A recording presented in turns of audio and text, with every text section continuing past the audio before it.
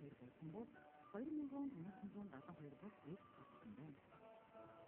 Ийм энгийн ажилтны төдийгүй гар эргэлж анхны тусламжийг зөв зөвхөн үзэж хэрэгтэй. Өндөр хөгжилтэй улс орнуудад анхны тусламжийн бийг хайрцаг савны орон төр бүрийн хийх загвар багтаамжтай тэнцвэр өргөн хэрэглэж болжээ.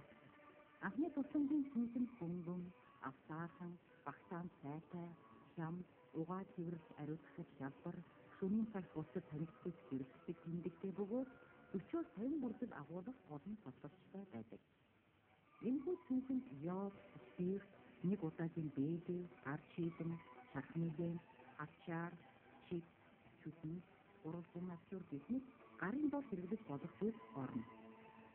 Эдгээрийн дотроос хугарал мултралын үед уралсан авчурыг хэрэглэнэ. Ачуур нь 36 см хацааны хэмжээтэй байна.